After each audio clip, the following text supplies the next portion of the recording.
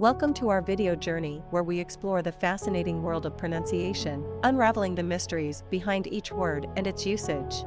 In this video, the word is acceptable. Acceptable. Acceptable. Acceptable is an adjective used to describe something that is satisfactory, suitable, or meets a certain standard or expectation. It signifies that something is suitable for approval or acceptance. Here are some examples. Example number 1. The quality of the product was not acceptable, so the customer requested a refund. Why acceptable is used in example number 1. Acceptable is used to describe the quality of the product as unsatisfactory and not meeting the customer's standards. Example number 2.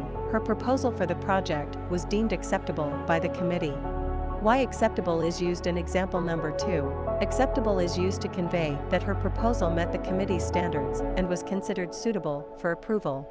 Stay tuned for more linguistic wonders and join us in unlocking the magic of language. Thanks for watching, and until next time, keep speaking, writing, and embracing the beauty of words.